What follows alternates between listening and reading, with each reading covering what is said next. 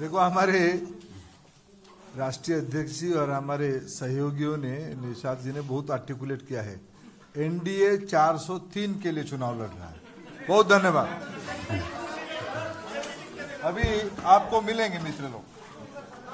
बहुत बहुत धन्यवाद। तो अभी आपने सुना यहाँ पर कि निषाद पार्टी के संजय निषाद ने क्या कुछ कहा है। एनडीए 403 सीटों पर लड़ रही है चुनाव और 2022 में सत्ता में एक बार फिर से वापसी होगी, जीत का यहां पर दावा किया है।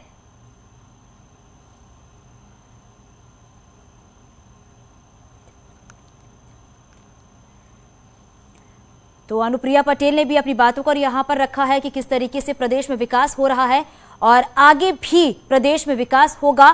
बीजेपी, अपना दल और निषाद पार्टी गठबंधन में विधानसभा चुनाव लड़ेंगे।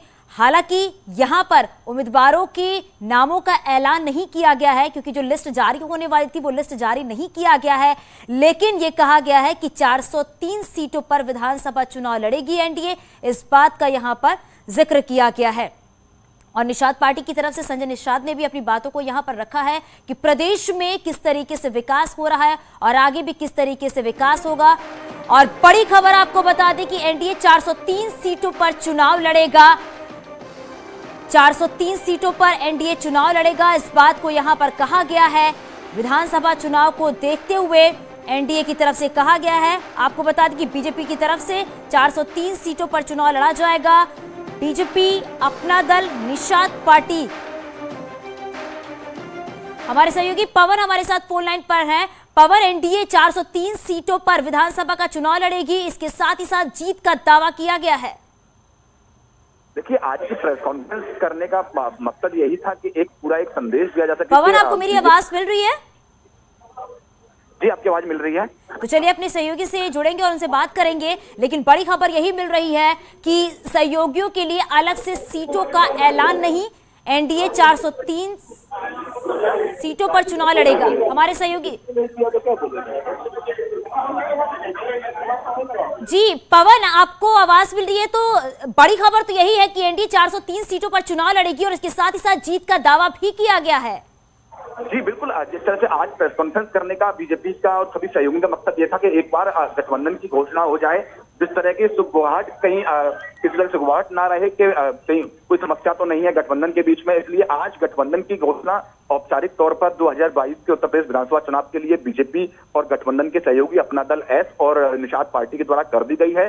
उसमें ये कहा गया कि ये तीनों पार्टी 403 सीट पर मिलकर चुनाव लड़ेंगी। हालांकि जो कौन कौन सी पार्टी कितनी कितनी सीटों पर चुनाव लड़ेगी उसको लेकर भी एक फॉर्मूला तय कर लिया गया है, जिसकी घोषणा वो अगले कुछ 1 या 2 दिन के अंदर ये सभी पार्टियों के द्वारा कर दी जाएगी। पवन, सीटों का ऐलान क्यों नहीं किया गया है? उम्मीदवारों के नाम सामने क्यों नहीं आए? देखिए, उसके लिए अभी एक प्रोसेस होता है। अभी ये सब लोग बैठेंगे, बैठने के बाद एक एक सीट डिसाइड होगी।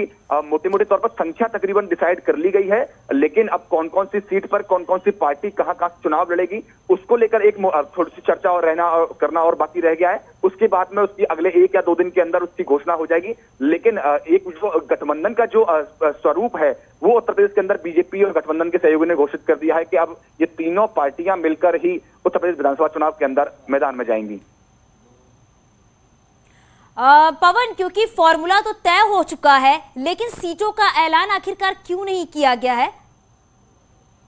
देखिए, कुछ बारीकियां होती हैं सीट के अनाउंसमेंट में। उससे पहले जितनी भी जो एक बार बैठकर विस्तार से चर्चा है वो सभी दल कर लेना चाहते हैं। किस किस सीट पर कौन कौन सा कैंडिडेट होना चाहिए, कहाँ कौन कौन सीट पर कौन कौन सी पार्टी को दी जाएगी, उस पर अब चर्चा रहना, फाइनल चर्चा होना बाकी रह गया है। बाकी मोटे तौर पर एक सैद्धांतिक सहमति तीनों दलों के ऊपर बन गई है कि 403 जो सीट है उस पर एक साथ चुनाव लड़ेंगे। उसके अलावा मोटी मोटी तकरीबन 15 के आसपास सीट निषाद पार्टी को और इतनी ही सीट तकरीबन अनुप्रिया पटेल। बिल्कुल पवन, हम लोग को अभी सभी थोड़ा इंतजार करना होगा, थोड़े इंतजार के बाद ही सीटों का ऐलान होगा। बहुत शुक्रिया इस पूरी जानकारी के लिए और यहाँ रुकिए एक छोटा सा ब्रेक के लिए।